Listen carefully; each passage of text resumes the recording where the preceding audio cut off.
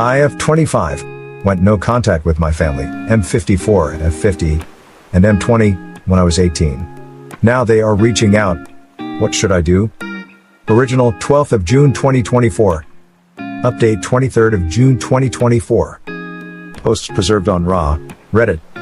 IF25, went no contact with my family, M54 at F50, and M20, when I was 18. Now they are reaching out. What should I do?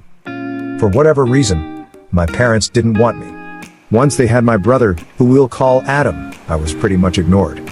They didn't abuse me, but I was pretty neglected. Everything was about Adam and how smart he was or how athletic he was or how he was just the best thing since sliced bread. Then there's me, a pretty average kid who got decent grades, didn't play sports, wasn't super popular, and liked to read books. I can't tell you how many times I heard, "Why can't you be more like Adam?" What made me cut off my family was when they didn't attend my high school graduation. Adam had gotten hurt that morning, a sprained ankle, I was eventually told. And our parents rushed him to the ER because he swore up and down he broke his leg. I only got one text from my mom telling me that they would make it up to me with a dinner to some family restaurant I mildly enjoyed. I was done after that. I'd been used to be neglected or forgotten about, but I thought they would at least attend my graduation.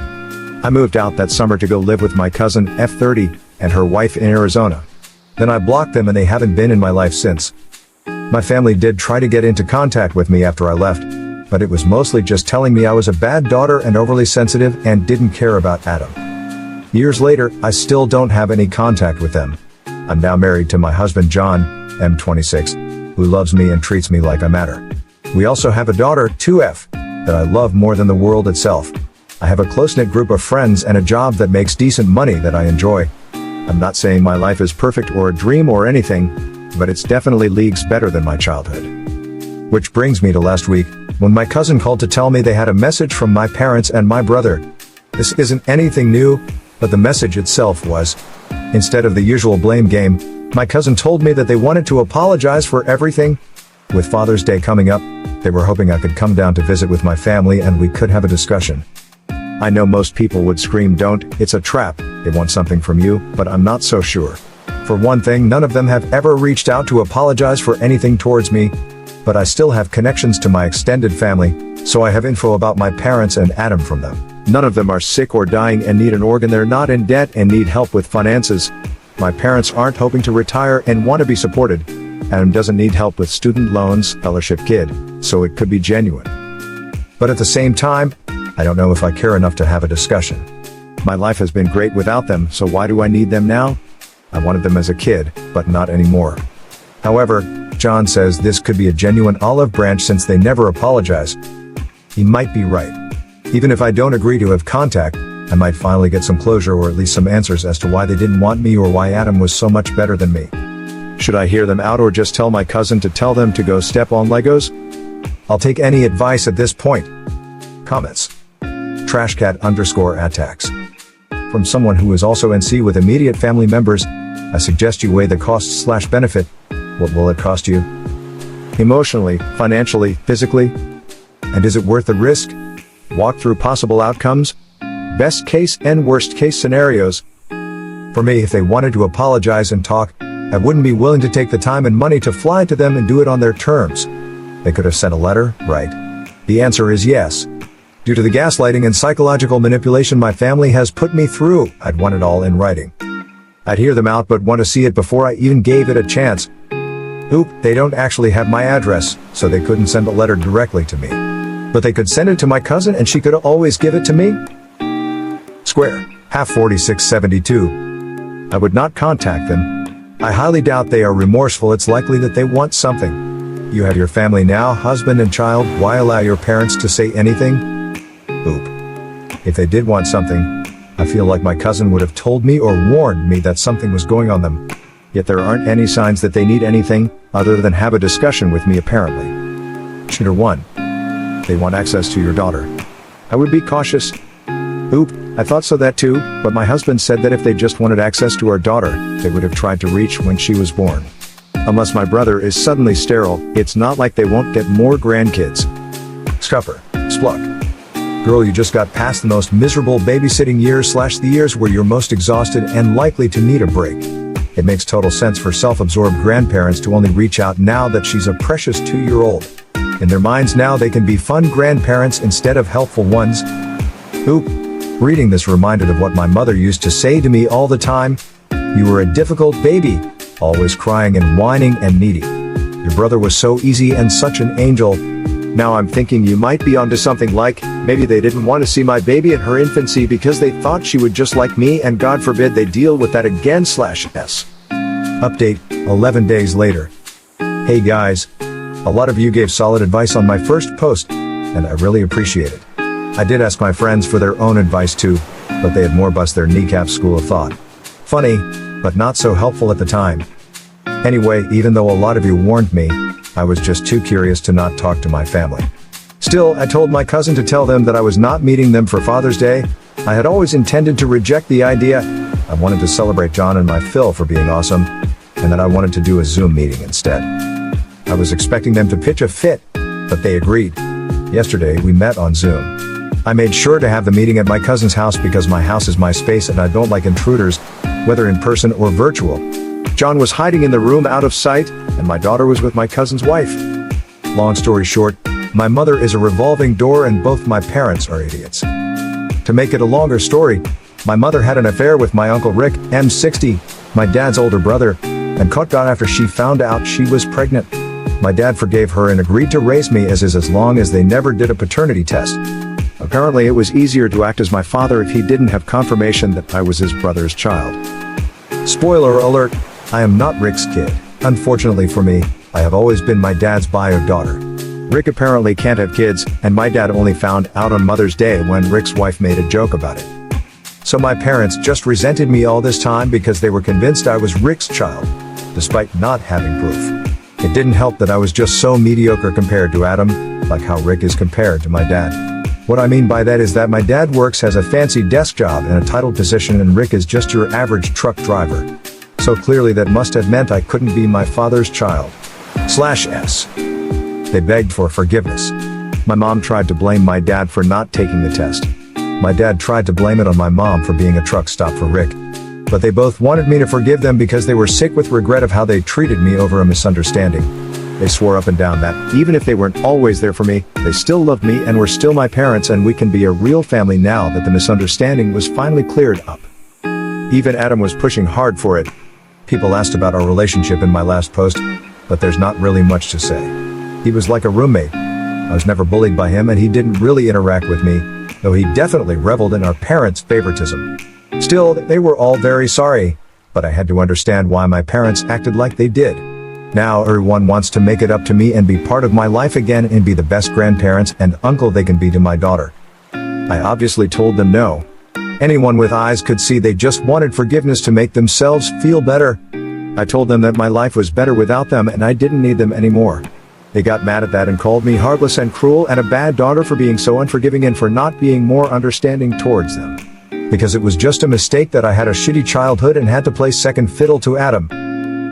I just told them to forget I existed and ended the call. Then I burst into tears, and my husband had to comfort me.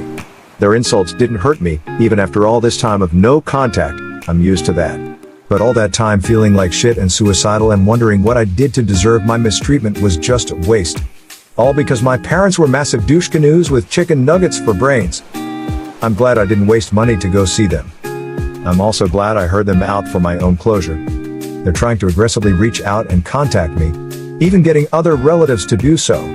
I've already got a bunch of emails and texts this morning ranging from pleads to just hear them and insults about being cruel and heartless. I've been ignoring them because I've washed my hands of my family and will continue to remain in no contact. So yeah, thank you for all your advice. It meant a lot. Smile. Comments. Prior_benefit 8453. I'm sorry you had to go through this. What a cluster. Off, Kira. The audacity of basically saying you were so mediocre. Clearly there was no way we'd ever think you were biologically dads, so really, it's your fault for having been so mid. You owe them forgiveness. And understanding. Because you suck too much to be treated well by your parents. You know what? At least you got an answer. It's a moronic answer, but it's an answer. Now you know that your family remains shit. Good for them, they have each other. Stay on course. You've clearly nothing to gain from mending fences. Except being called too average to be some fancy, successful asshole's kid lol. Melodramatic, mouse. I kind of wonder if they ever did a paternity test on the golden child. That would be interesting and I bet possibly somewhat surprising.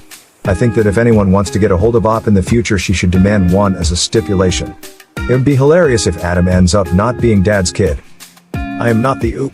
Please do not harass the oop. So what's your opinion? AITA for completely canceling my stepdaughter's birthday bash and leaving her with nothing after I broke up with her dad. I, 43, broke up with my ex, Charlie M. 42, last spring, after finding out that he cheated with his ex, Sandy F. 34. We were together for 3 years in which I was a very committed stepmother to his kid, Sarah F. 17. She and I never acted like mother-daughter, but I was the go-to adult when she had problems or needed anything because she and her mom don't get along and my ex would try to help but his solutions weren't very effective. 1.5 years ago, I completed a very ambitious project for a large company. I started getting paid but bonuses and royalties only came in this year upon launching. I was so happy and so grateful that I opened accounts for my kids. I decided to gift Sarah the birthday party that she wanted. Her birthday falls in July, and she wanted a pajama party for 25 people, with a big bash, fancy cake, balloons, a DJ, and to go along with her friends to stay in a hotel out of town. This would be for her 18th birthday. So I set up a savings account under my main bank account. Charlie ended up asking me to help him fund a business idea but I declined for a variety of reasons. We were not married and I prefer to go solo. His business idea sucked because he was inventing the wheel and I would be finding everything. We ended up having to close the conversation because he got angry and said he needed a helpful partner by his side and I responded that I was taught not to give men my money. I know I was harsh and I apologized. I began to feel very insecure when Charlie started to criticize my makeup and personal style. He also praised other women to my face and I felt horrible. Early in the relationship, we had issues because of his communication with Sarah, his ex, which resulted in him promising to cut her off. Fast forward and I began to notice that Sarah was very active in his family's social media. She gave likes and commented a lot so I asked him if they were still in contact because two just didn't make sense. He denied it. I went on a 10-day business trip and our communication was very off. He would only take my calls until early in the night and became very vague about his daily activities. I couldn't reach him at all for 2 nights on several days apart. He sounded weird when we finally talked, so I lied about having to delay my return date for a few days and arrived 1 day earlier instead. I came home to find used condoms in the trash. My world was shattered and I threw up. His face changed when he saw me home. He also claimed to have been to his mother's house until late. I said I was sick when he asked what was going on and didn't mention anything, but he rushed to take out the trash and to do the laundry. I got into his phone, I know it's wrong, and found hundreds of messages from his ex, pictures, voicemails and conversations like they had never broken up. He consulted her about things, told her about his day, etc. Then I found a family chat that made me sick. He, Sarah, and Sandy spent a whole 2 days at a camping site last year when I went to visit family and there were pictures from last Christmas with his ex at his mother's house. Obviously, he had a full-blown relationship behind my back and his entire family was aware of it. I directly confronted him and he tried to deny it until I laid one of the voicemails. I couldn't take the humiliation so I moved out weeks later. I closed the bank account for the birthday bash and kept the money for myself. I cut everyone off, including his kid. He reached out in the last week of May. He pleaded with me not to take away Sarah's birthday celebration. I never replied. I know she's a teenager and that she has no control over her dad's actions, but she seems awfully comfortable in her pictures with his ex and I feel extremely betrayed. Also, there's no way in hell that I'm funding a party that I'm not gonna attend for obvious reasons and I don't want to contribute to a celebration so that his shitty family could eat and drink on my dime. Sarah's mom always had separate celebrations for her and her gift was supposed to be a camping trip. My ex's family cannot afford the celebration unless they saved way in advance. My best friend says that maybe I can send Sarah a gift if I find need in myself to forgive her actions, but I don't feel like it. His sister sent me a voicemail the other day, asking me to please don't turn my back on her niece.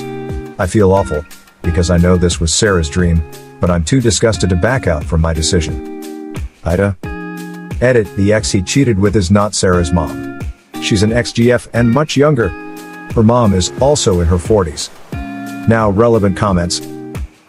Cyber, Arwen 1980. Don't send money. They didn't take in consideration your feelings when they were hooking up behind your back. Lying to you, laughing and what else? Why should you? They have to learn that shitty actions have consequences. C'est la vie, they are not your family anymore. You owe them nothing, period. Best OF luck. Limp_collection 7322. Op is NTA, and she doesn't owe them a thing, but that girl is going to need a lot of therapy. My guess is Sarah's fine with it, because her dad probably cheats all the time. I wouldn't be surprised if there's another woman besides the ex, and Sarah is just used to it. It can be her normal. CKM22055. NTA. Obviously, they already on bug happy family, and it doesn't include you. Everyone knew that he and his ex were together, and they all hid from you. I'll bet Sandy was happy that mommy and daddy were back together. None of those damn people considered your feelings, but they damn sure considered entitled to your money. Fafo, they ducked around and found out that you aren't a bank supporting their betrayal. They can go about being a happy family without your money. Natash. Over. World? So Sarah the 17-year-old knew her dad was seeing her mom behind your back, and never mentioned it to you? Raised eyebrow. Yeah, never even casually mentioning that she went camping with her mom in conversation for however long that was going on. Sarah knew and was happy to keep you ignorant. Yeah, I think Sarah and her dad and the whole family can go hang. NTA. I know it hurts, and I wish you the best of luck working through the pain of his family's betrayal. You will get past it and be a stronger woman in spite of them. Congratulations on your successful career, and you were a smart cookie for not giving the cheating asshole a dime for his stupid business ideas. You're right about one thing: don't give a man money to fund his dreams. No one gave you money to fund yours. You did it through hard work, and he can do it through his hard work. Knit the easy way out of coming to that same damn bank. Edit, thanks for the response. I changed Sarah to Sandy. So what's your opinion? Write a comment. AITA for not inviting my friend's boyfriend on a group holiday because he makes it obvious he hates me. Throw away because family is on my main. My friends and I are planning a trip to my dad's holiday home in August.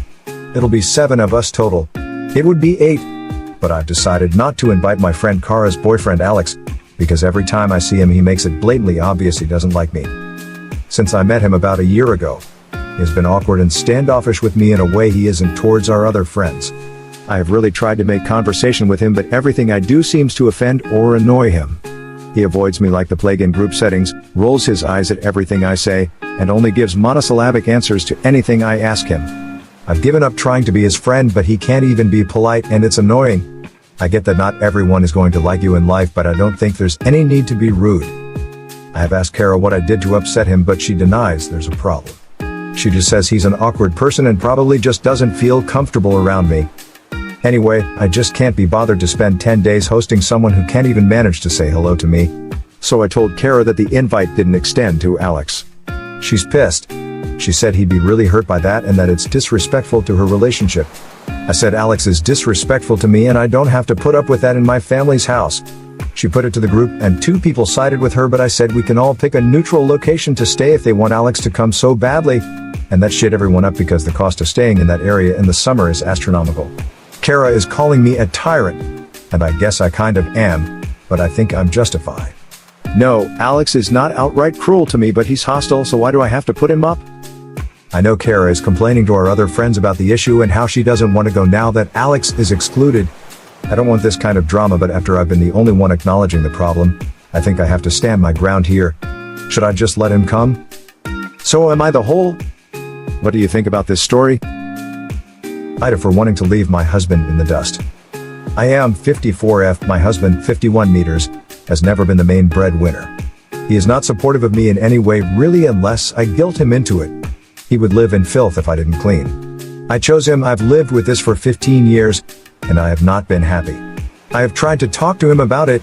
He will change his ways for a day or two, then it's back to napping all the time and bitching about how much pain he is in, how tired he is, etc. I have 5 disabilities. I work anyway. I raised 3 boys by myself, rarely missed work, and always took care of myself better than any man ever took care of me. I never looked for a partner to take care of me, but a helpmate might have been nice. Hell, we had 2 acres of land I would push mow myself cause poor hubby would just get too tired. I have fibromyalgia, 2 fused discs in my back, amongst other shit, but it had to get done, so I did it. Recently, I found out I have cancer. I don't know what stage I am in yet. My job provides the apartment my husband and I live in, our meals, utilities, etc. as part of my pay. I also solely own our only car, as the day I wanted to go purchase the car my husband was too tired and needed a nap. So I went alone, and it is in my name. This is all important because I have lost a lot of my body weight due to the cancer. I have gotten very weak and I'm not sure I can continue to do my job much longer. It is very physical and requires 2 12-hour shifts on my feet as well as 4 overnights on call where I get very little sleep, on top of 3 regular 8-hour shifts.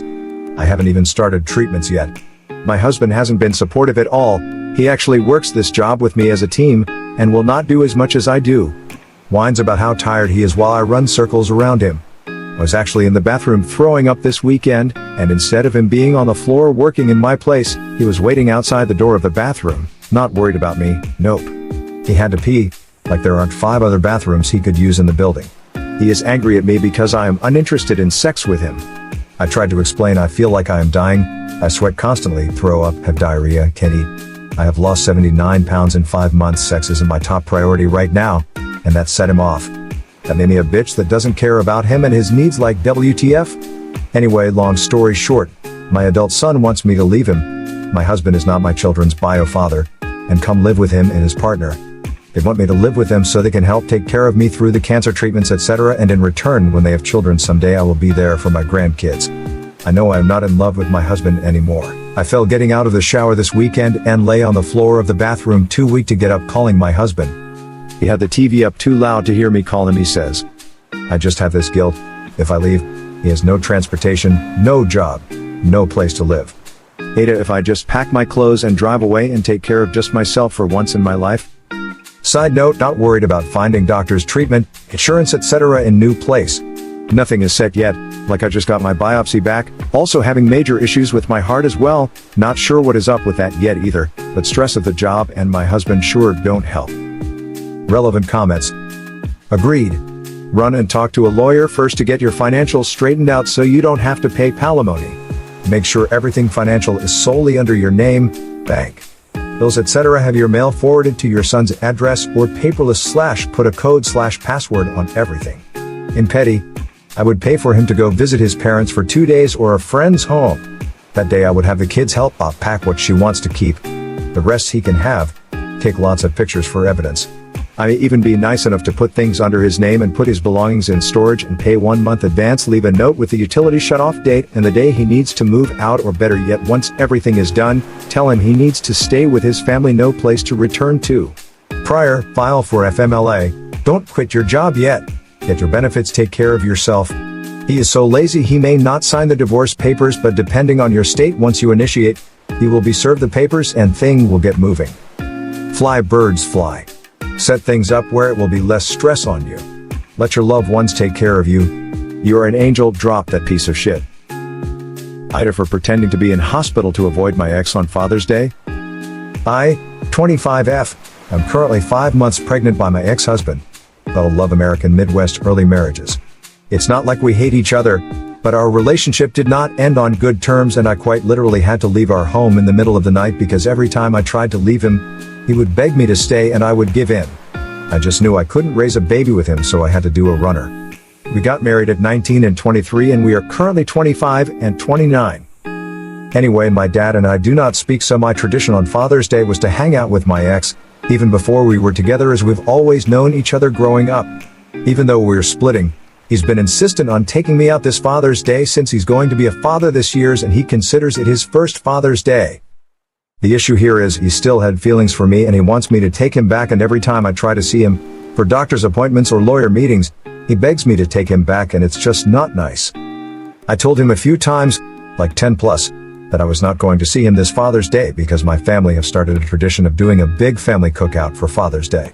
I told him that I wasn't comfortable going out because being pregnant has me attached to a toilet or a trash can, and I told him I didn't think it was right for us to be going out together anymore since we're exes. He's asked to come to the cookout, which is a no-no because my older brother is crazy. He said that he would pop by with a gift, and I turned that down. Eventually, I got the message he wasn't taking no for an answer, no matter how many times and ways I said no. I lied and told him that the cookout was actually going to be held 3 hours away at my uncle's ranch, and he said, bet I'll drive over in the evening to see you. This was the night before Father's Day, so my hands were tired. This is where I may be the I waited till morning and then said that I had vomited so much the night before that my mom took me to the hospital and I was being treated for dehydration. I said it was a minor issue but I was going to be kept all day and I couldn't make it. My brother was in on it and volunteered to the person who kept him updated all day on my condition.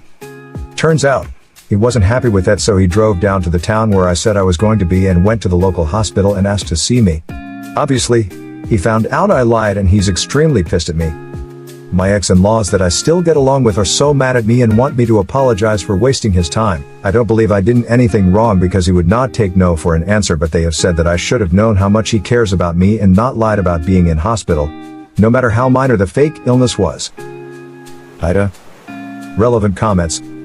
NTA. You were just trying to set boundaries and he wouldn't take no for an answer. Sometimes you gotta do what you gotta do to avoid unnecessary drama. Your ex and his family need to respect your space. NTA op. I guess you try and talk with him about your boundaries and how his repeat crossing of those boundaries affects you and the baby. The only way to get people to respect your boundaries is to stick to them. Understand that even talking to him about it for the umpteenth time works against you. All he wants is to keep contact with you, and by discussing you give him that. You say no once and then don't reply anymore. Maybe in the past you said no, he insisted and you ended up giving in. This taught him that it takes, say, 10 no's to get a yes. Read Gavin de Becker's The Gift of Fear. It will teach you a lot about boundaries. Big hugs. And block all their numbers. You don't need their drama. So no, you are not the a-hole. Next story. AITA for telling my husband that I would have never agreed to have his child if I knew he would go back on our agreement. Advice needed. I, 36F, am a neurologist and I absolutely love my patients and my job. I believe there is no greater honor in life than being able to help others. The road to my medical degree was not easy, and it was paved with many rejections. I was a troubled teen in high school and I didn't get accepted into any colleges my senior year. I had to work my way up, starting with remedial classes at my local community college. When I finally got into medical school at 26, I was absolutely thrilled. I met my husband, 37M, in my third year of medical school. We have been married for 4 years now. My husband works in marketing, and I make 3 times his salary. From the beginning of our relationship, I was very upfront that I was unsure about having biological children. My dream was always to adopt from foster care, and my husband seemingly understood this. However, after his befriend had a baby boy last year, he began to really press me on having children.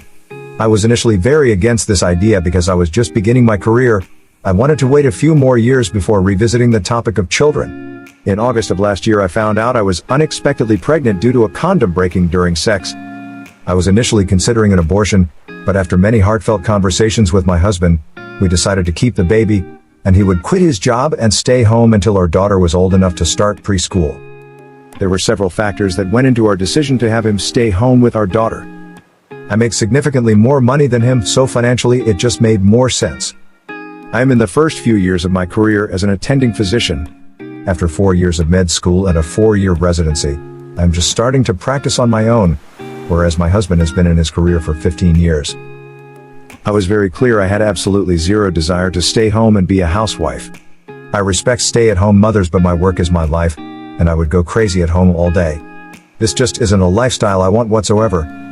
Finally, I am not comfortable putting my child in daycare until she is old enough to express herself verbally.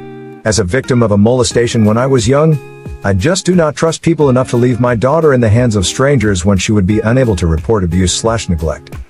Our daughter is 9 weeks old today and I am preparing to return to my practice in a few weeks. This weekend, I left my husband alone with our daughter while I attended a medical conference out of state. The conference was amazing, but when I returned home, my husband began acting weird. Today, when our daughter was napping, I pressed him to tell me what was wrong. He absolutely broke down and said he doesn't think he can do this. He expressed how trapped, alone and overwhelmed he felt all weekend. He now wants me to extend my maternity leave and is talking about trying to get his job back. This made me freak out, and I asked, well, what will we do with our daughter now? He responded by suggesting I leave my practice and work from home. I said absolutely not, and he suggested daycare. At this point I just lost my shit and screamed, if I knew you were going to back out of your promise to take care of our daughter, I would have never had your child. I know I completely overreacted and I would never trade our daughter for anything. I love her so much. But I am so upset with my husband and I'm not sure how to move forward at this point. Relevant comments. Annoying username 99. This would totally work. My husband worked from home, but we also had a nanny so he can visit our daughter a lot during the day, but he was also child-free for working. I of course went to the office every day. Our nanny was wonderful.